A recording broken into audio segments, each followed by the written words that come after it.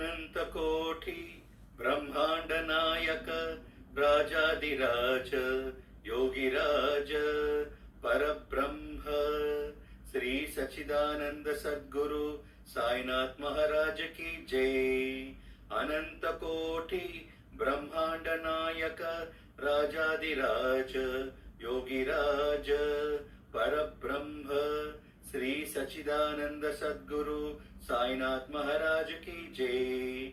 अनंत कोटि ब्रह्मांड नायक राजाधिराज योगिराज परब्रह्म श्री सच्चिदानंद सद्गुरु साईनाथ महाराज की जय। नमामि साई गुरुपाद पंकजं करोमि बाबा तव पूजनं वरं वदामि साई शुभानाम निर्मलं स्मरामि बाबा तव तत्त्वमव्ययम्। सच्चिदानन्दाय रूपाय भक्तानुग्रहकारिणे शिरिडीनाय श्याख्यादि शिष्या नमो नमः। मृत्युंजयाय रुद्राय सर्वधया च वैष्णवे सृष्टि च त्रिष्ट्रूपाय साईनाथाय ते नमः। साई साई सायन्ते स्मरर्तव्यं नाम सज्जने सहस्रनाम तत्तुल्यं साई नाम वरप्रदम्। श्री साई ते सदा स्नानं श्री साई ते सदा जपं श्री साई ते सदा ध्यानं सदा साई ते कीर्तनम्।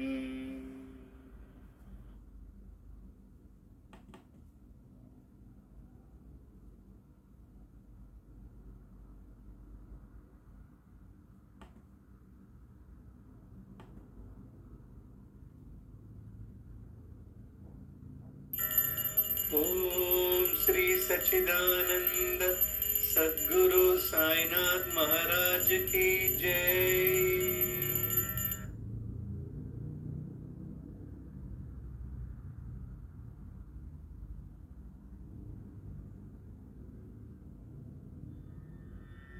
अखंड मंडलाकारं व्याप्तं येन चराचरं तत्पदं दर्शितं येन तस्मै श्री साई गुरवे नमः। अज्ञानतिमिरान्धस्य ज्ञानाञ्जनशलाकया चक्षुरुन्मीलितं येन तस्मै श्री साई गुरवे नमः। गुरुर्ब्रह्मा गुरुर्विष्णुः गुरुर्देवो महेश्वरः गुरुरेव परं ब्रह्म तस्मै श्री साई गुरवे नमः।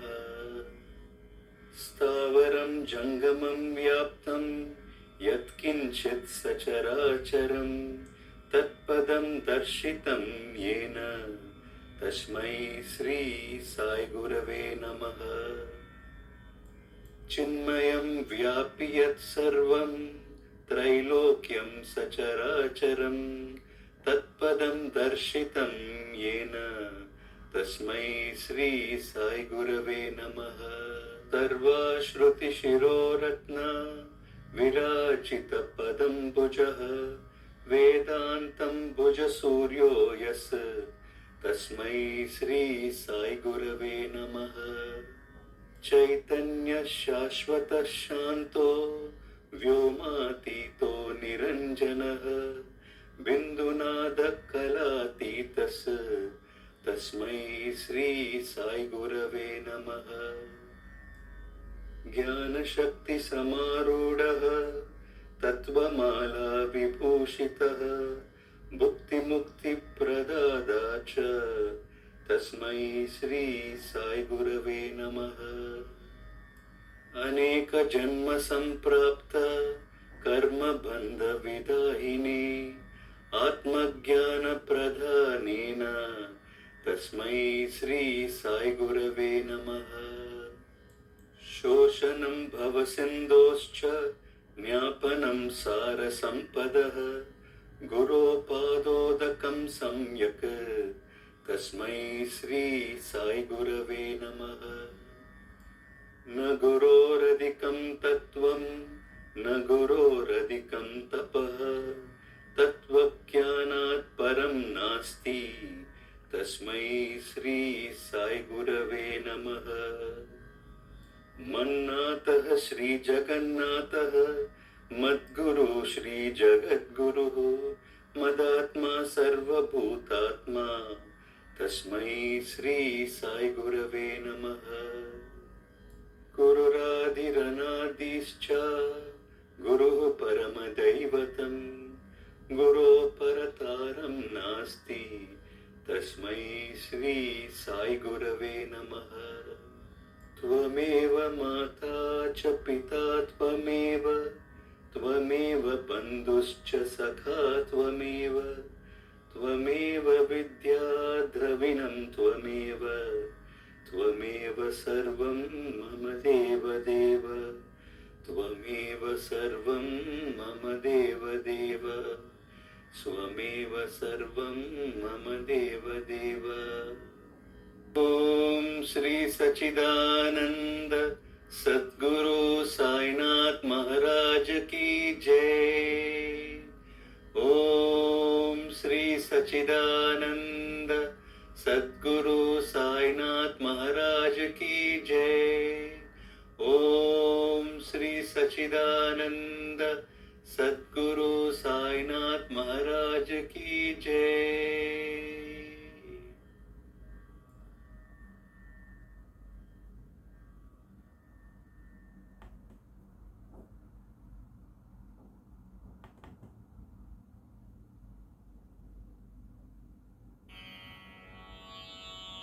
श्री दत्तात्रेय वज्रकवचम्।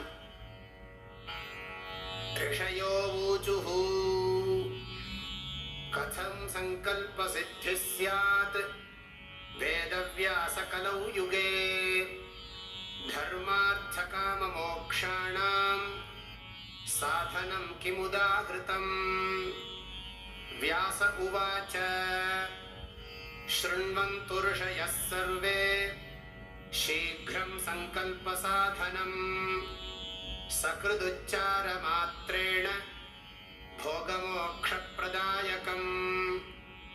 गौरीशृङ्गे हिमवतः कल्पवृक्षोपशोभिते दीप्ते दिव्यमहारत्न हेममण्डपमध्यगम् रत्नसिंहासनासीनं प्रसन्नं परमेश्वरं मन्दस्मितमुखाम्भोजं शङ्करं प्राह पार्वती।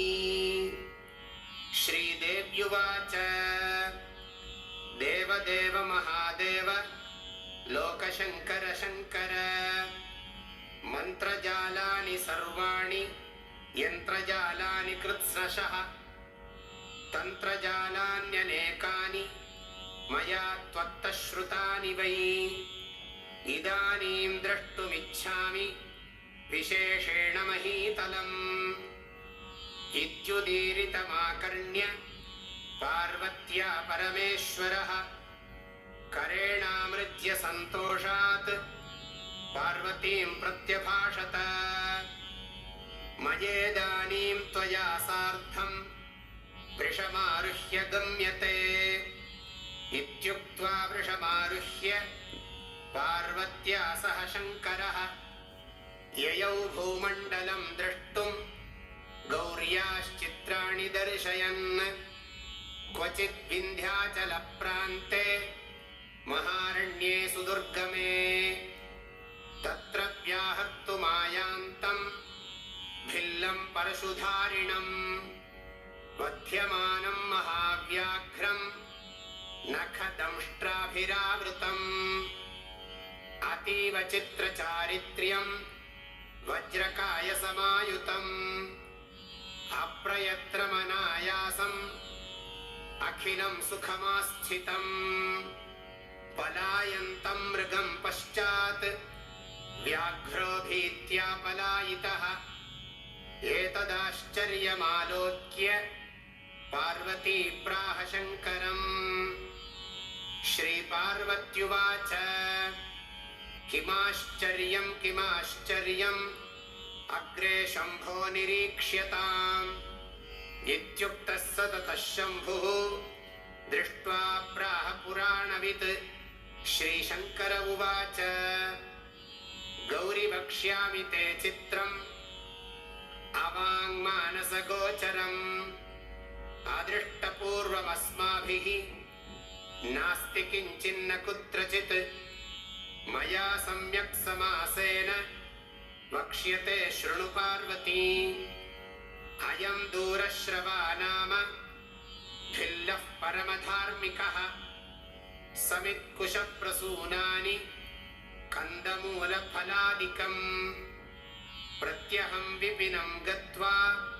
समादाय प्रयासतः प्रिये पूर्वं मुनीन्द्रेभ्यः प्रयच्छति न वाञ्छति तेऽपि तस्मिन्नपि दयां कुर्वते सर्वमौनिनः दलादनो महायोगी वसन्नेव निजाश्रमे कदाचिदस्मरत् सिद्धं दत्तात्रेयं दिगम्बरम् दत्तात्रेयस्मर्तृगामी चेतिहासं परीक्षितुम् तत्क्षणात् सोऽपि योगीन्द्रः दत्तात्रेयः समुत्थितः तं दृष्ट्वाश्चर्यतोषाभ्याम् दलादनमहामुनिः सम्पूज्याग्रे विषीदन्तम् दत्तात्रेयमुवाच तम् मयोपहूतः सम्प्राप्तः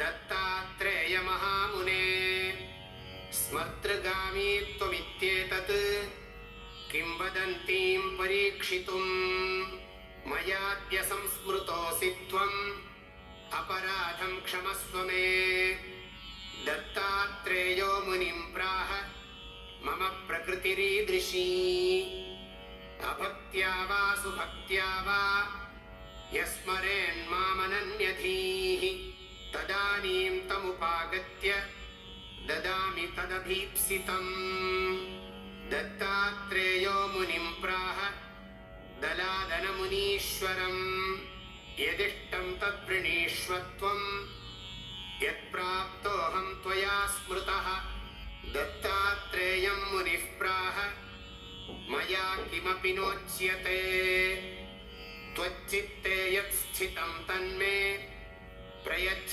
मुनिपुङ्गव श्रीदत्तात्रेय उवाच ममास्ति वज्रकवचम् गृहाणेत्यवदन् मुनिम् तथेत्यङ्गीकृतवते दलादमुनये मुनिः स्ववज्रकवचम् प्राह ऋषिच्छन्दः पुरःसरम् न्यासं ध्यानं फलं तत्र प्रयोजनमशेषतः अस्य श्रीदत्तात्रेय वज्रकवचस्तोत्रमन्त्रस्य किरातरूपी महारुद्र ऋषिः अनुष्टुप्छन्दः श्रीदत्तात्रेयो देवता द्रां बीजम् आं शक्तिः क्रौं कीलकम् ॐ आत्मने नमः ॐ द्रीं मनसे नमः ॐ आं द्रीं श्रीं सौः ॐ क्लां क्लीं क्लूं क्लैं क्लौं क्लः श्रीदत्तात्रेय प्रसाद सिद्ध्यर्थे जपे विनियोगः ॐ द्रां अंगुष्ठाभ्यां नमः ॐ द्रीं तर्जनीभ्यां नमः ॐ द्रूं मध्यमाभ्यां नमः ॐ द्रैं अनामिकाभ्यां नमः ॐ द्रौं कनिष्ठिकाभ्यां नमः ॐ द्रः करतलकरपृष्ठाभ्यां नमः ॐ द्रां हृदयाय नमः ॐ द्रीं शिरसे स्वाहा ॐ द्रूं शिखायै वषट् ॐ त्रयीं कवचाय हुम् ॐ द्रौं नेत्रत्रयाय वौषट् ॐ द्रः अस्त्राय फट् ॐ भूर्भुवः स्वरोमिति दिग्बन्धः ध्यानम् जगदङ्कुरकन्दाय सच्चिदानन्दमूर्तये दत्तात्रेयाय योगीन्द्र चन्द्राय परमात्मने कदा योगी कदा भोगी कदा नग्नः पिशाचवत् दत्तात्रेयो हरिः साक्षात् भुक्तिमुक्तिप्रदायकः वाराणसीपुरस्नायी कोल्हापुरजपादरः माहुरीपुरभिक्षाशी सह्यशायी दिगम्बरः इन्द्रनीलसमाकारः चन्द्रकान्तिसमद्युतिः वैडूर्यसदृशस्फूर्तिः चलत्किञ्चिज्जटाधरः स्निग्धधावल्ययुक्ताक्षोऽत्यन्तनीलकनीनिकः भ्रूवक्षश्मश्रुनीलाङ्कः शशाङ्कसदृशाननः हासनिर्जितनीहारः कण्ठनिर्जितकम्बुकः मांसलांसो दीर्घबाहुः पाणिनिर्जितपल्लवः विशालपीनवक्षाश्च ताम्रपाणिर्गलोदरः पृथुरश्रोणिललितः विशालजघनस्थलः रम्भास्तम्भोपमानोरुर्जानुपूर्वैकजङ्घकः गूढगुल्फः कूर्मपृष्ठः लसत्पादोपरिस्थलः रक्तारविन्दसदृशरमणीयपदाधरः चर्माम्बरधरो योगी स्मर्तृगामी क्षणे क्षणे ज्ञानोपदेशनिरतः विपद्धरणदीक्षितः सिद्धासनसमासीनः ऋजुकायो हसन्मुखः वामहस्तेन वरदः दक्षिणेनाभयङ्करः बालोन्मत्तपिशाचीभिः क्वचिद्युक्तः परीक्षितः त्यागी भोगी महायोगी नित्यानन्दो निरञ्जनः सर्वरूपी सर्वदाता सर्वगः सर्वकामदः भस्मोद्धूलितसर्वाङ्गः महापातकनाशनः भुक्तिप्रदो मुक्तिदाता जीवन्मुक्तो न संशयः एवं ध्यात्वानन्यचित्तः मद्वज्रकवचं पठेत् मामेव पश्यन् सर्वत्र समया सह सञ्चरेत् दिगम्बरं भस्मसुगन्धलेपनं चक्रं त्रिशूलं डमरुं गदायुधम् पद्मासनं योगिमुनीन्द्रवन्दितं दत्तेति नाम स्मरणेन नित्यम् लं पृथिव्यात्मने गन्धं समर्पयामि हम आकाशात्मने पुष्पैः पूजयामि यं वायुवात्मने धूपमाघ्रापयामि रं वह्न्यात्मने दीपं दर्शयामि वं अमृतात्मने अमृतं महानैवेद्यं निवेदयामि संसर्वात्मने सर्वोपचारपूजां समर्पयामि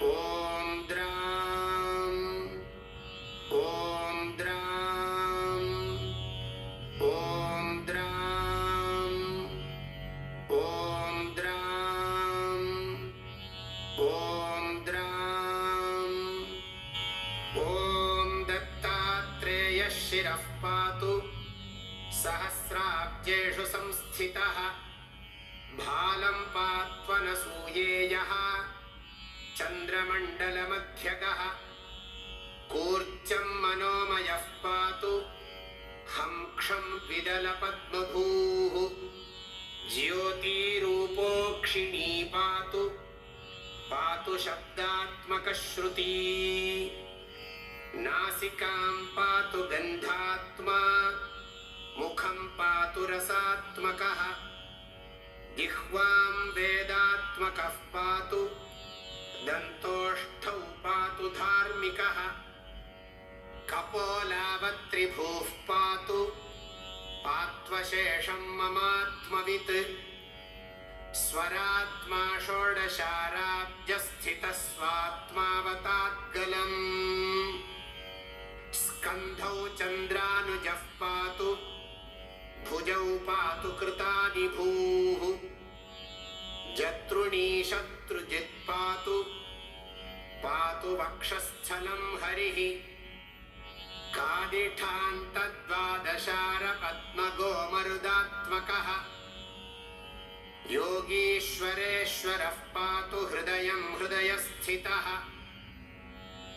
पार्श्वे हरिः पार्श्ववर्ती पातु पार्श्वस्थितस्मृतः हठयोगादियोगज्ञः कुक्षिं पातु कृपानिधिः डकारादिफकारान्तदशारसरसीरुहे नाभिस्थले वर्तमानो नाभिं वह्न्यात्मकोऽवतु वह्नितत्त्वमयो योगी रक्षतान्मणिपूरकम् कटिं कटिस्थ ब्रह्माण्डवासुदेवात्मकोऽवतु बकारादिलकारान्तषट्पत्राम्बुजबोधकः जलतत्त्वमयो योगी स्वाधिष्ठानं ममावतु सिद्धासनसमासीन ऊरू सिद्धेश्वरोऽवतु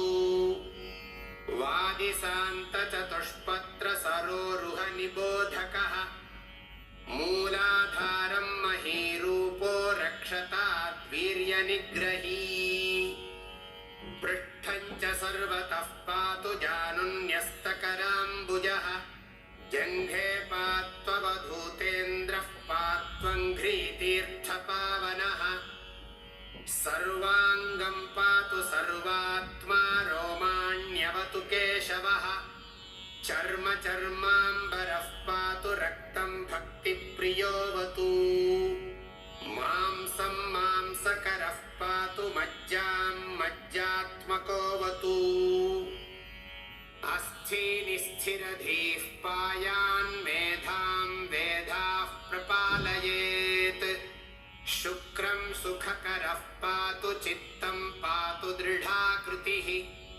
मनोबुद्धिमहङ्कारं हृषीकेशात्मकोऽवतु कर्मेन्द्रियाणि पात्वीशः पातु ज्ञानेन्द्रियाण्यजः बन्धून् बन्धूत्तमः पायाच्छत्रुभ्यः पातु शत्रुजित् गृहारामधनक्षेत्रपुत्रादीन् शङ्करोऽवतु भार्यां प्रकृतिवत् पातु पश्वादीन् पातु शार्ङ्गभृत् प्राणान् पातु प्रधानज्ञो भक्ष्यादीन् पातु भास्करः सुखं चन्द्रात्मकः पातु दुःखात् पातु पुरान्तकः पशून् पशुपतिः पातु भूतिं भूतेश्वरो मम प्राच्यां विषहरः पातु पात्वग्नेय्यां मखात्मकः यां यां धर्मात्मकः पातु नैऋत्यां सर्ववैरिहृत् वराहः पातु वारुण्यां वायव्यां प्राणदोऽवतु कौबेर्यां धनदः पातु पात्वैशान्यां महागुरुः ऊर्ध्वं पातु महासिद्धः पात्वधस्ताज्जटाधरः रक्षाहीनं तु यत्स्थानं रक्षत्वादिमुनीश्वरः ॐ नमो भगवते दत्तात्रेयाय स्मरणमात्रसन्तुष्टाय महाभयनिवारणाय महाज्ञानप्रदाय चिदानन्दात्मने बालोन्मत्तपिशाचवेषाय महायोगिने अवधूताय अनघाय अनसूयानन्दवर्धनाय अत्रिपुत्राय सर्वकामफलप्रदाय भवबन्धविमोचनाय आम् असाध्यसाधनाय ह्रीं विभूतिदाय क्रों साध्याकर्षणाय ऐं वाक्प्रदाय क्लीं जगत्त्रयवशीकरणाय सौः सर्वमनस्संक्षोभणाय श्रीं महासम्पत्प्रदाय ग्लौं भूमण्डलाधिपत्यप्रदाय ग्रां चिरञ्जीविने वषट् वशीकुरु वशीकुरु वौषट् आकर्षय आकर्षय हुं विद्वेषय विद्वेषय फट् उच्चाटय उच्चाटय ठः ठः स्तम्भय स्तम्भय खें खें मारय मारय नमः सम्पन्नाय सम्पन्नाय स्वाहा पोषय पोषय चित्तं तोषय तोषय दारिद्र्यं विद्रावय विद्रावय देहं पोषय पोषय परमन्त्रयन्त्रतन्त्राणि छिन्धि छिन्धि ग्रहान् निवारय निवारय व्याधीन् नाशय नाशय दुःखं हर हर सर्वमन्त्रस्वरूपाय सर्वतन्त्रस्वरूपाय सर्वयन्त्रस्वरूपाय ॐ नमो योगिने महासिद्धिदाय स्वाहा ॐ द्रां हृदयाय नमः ॐ द्रीं शिरसे स्वाहा ॐ द्रूं शिखायै वषट् ॐ द्रैं कवचाय हुं ॐ द्रौं नेत्रत्रयाय वौषट् ॐ द्रः अस्त्राय फट् ॐ भूर्भुवस्वरोमिति दिग्विमोकः एतन्मे वज्रकवचं यः पठेत् शृणुयादपि वज्रकायश्चिरञ्जीवी दत्तात्रेयोऽहमब्रुवम् त्यागी भोगी महायोगी सुखदुःखविवर्जितः सर्वत्र सिद्धसङ्कल्पः जीवन्मुक्तोऽद्यवर्तते इत्युक्त्वान्तर्दधे योगी दत्तात्रेयो दिगम्बरः दलादनोऽपि तज्जप्त्वा जीवन्मुक्तः स वर्तते भिल्लो दूरश्रवा नाम तदानीं श्रुतवानिदम् सकृच्छ्रवणमात्रेण वज्राङ्गो भवदप्यसौ इत्येतद्वज्रकवचं दत्तात्रेयस्य योगिनः श्रुत्वा शेषं शम्भुमुखात् पुनरप्याह पार्वती पार्वत्युवाच एतत्कवचमाहात्म्यं वद विस्तरतो मम कुत्र केन कदा जाप्यं किं यज्जाप्यं कथं कथम् उवाच शम्भुस्तत्सर्वं पार्वत्या विनयोदितम् श्रीशिव उवाच शृणु पार्वति वक्ष्यामि समाहितमनाविलम् धर्मार्थकाममोक्षाणाम् इदमेव परायणम् हस्त्यश्वरथपादाति सर्वैश्वर्यप्रदायकम् पुत्रमित्रकलत्रादि सर्वसन्तोषसाधनम् वेदशास्त्रादिविद्यानां निधानं परमं हि तत् सङ्गीतशास्त्रसाहित्य सत्कवित्वविधायकम् बुद्धिविद्यास्मृतिप्रज्ञाम् अतिप्रौढिप्रदायकम् सर्वसन्तोषकरणम् सर्वदुःखनिवारणम् शत्रुसंहारकं शीघ्रं यशः कीर्तिविवर्धनम् अष्टसङ्ख्यामहारोगाः सन्निपातास्त्रयोदश षण्णवत्यक्षिरोगाश्च विंशतिर्मेहरोगकाः अष्टादश तु कुष्ठानि गुल्मान्यष्टविधान्यपि अशीतिर्वातरोगाश्च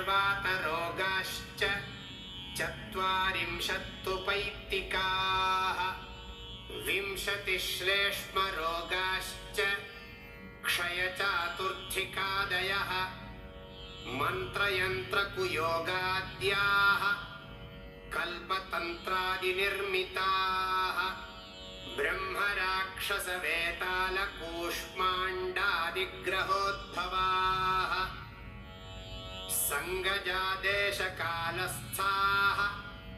तापत्रयसमुत्थिताः नवग्रहसमुद्भूताः महापातकसम्भवाः सर्वे रोगाः प्रणश्यन्ति सहस्रावर्तनात् ध्रुवम् आयुतावृत्तिमात्रेण वन्ध्या पुत्रवती भवेत् आयुतद्वितया वृत्त्या ह्यपमृत्युजयो भवेत् आयुतत्रितयाच्चैव खेचरत्वं प्रजायते सहस्रादयुतादर्वाक् सर्वकार्याणि साधयेत् लक्षावृत्त्या कार्यसिद्धिः भवत्येव न संशयः विषवृक्षस्य मूलेषु तिष्ठन् वै दक्षिणामुखः कुरुते मासमात्रेण वैरिणं विकलेन्द्रियम् औदुम्बरतरोर्मूले वृद्धिकामेन जाप्यते श्रीवृक्षमूले श्रीकामी तिन्त्रिणी शान्तिकर्मणि ओजस्कामोऽश्वत्थमूले स्त्रीकामः सहकारके ज्ञानार्थी तुलसीमूले गर्भगेहे सुतार्थिभिः धनार्थिभिस्तु सुक्षेत्रे पशुकामैस्तु गोष्ठके देवालये सर्वकामैः तत्काले सर्वदर्शितम् नाभिमात्रजले स्थित्वा भानुमालोक्य यो जपेत् युद्धे वा शास्त्रवादे वा सहस्रेण जयो भवेत् कण्ठमात्रे जले स्थित्वा यो रात्रौ कवचं पठेत् ज्वरापस्मारकुष्ठादि तापज्वरनिवारणम् यत्र यत् स्यात् स्थिरं यद्यत् प्रसन्नं तन्निवर्तते तेन तत्र हि जप्तव्यम् ततः सिद्धिर्भवेत् ध्रुवम् इत्युक्तवान् शिवो गौर्यै रहस्यं परमं शुभम् यः पठेद्वज्रकवचम् दत्तात्रेयसमो भवेत् एवं शिवेन कथितं हिमवत्सुतायै प्रोक्तं दलादमुनये त्रिसुतेन पूर्वम् यः कोऽपि वज्रकवचं पठतीह लोके दत्तोपमश्चरति योगिवरश्चिरायुः इति श्रीरुद्रयामले हिमवत्खण्डे श्रीदत्तात्रेयवज्रकवचस्तोत्रं सम्पूर्णम्। ॐ सर्वं श्री दत्तात्रेयार्पणमस्तु।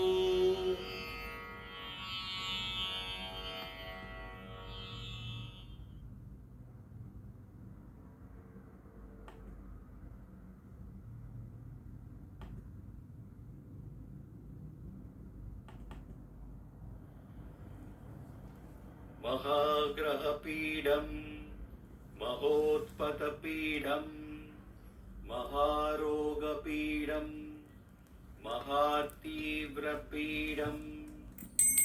हरत्याशुते द्वारकामयि भस्मं नमस्ते गुरु श्रेष्ठ साईश्वराय श्रीकरं नित्यं शुभकरं दिव्यं परमं पवित्रं महापापहरं बाबा विभूतिं धारयाम्यहं परमं पवित्रं बाबा विभूतिं परमं विचित्रं लीला विभूतिं परमार्थैकार्थमोक्षार्थप्रदातं बाबा विभूतिं इदमाश्रयामि साई विभूतिं इदमाश्रयामि श्री साई विभूतिं इदमाश्रयामि श्री साई विभूतिं इदमाश्रयामि श्री साई विभूतिं इदमाश्रयामि।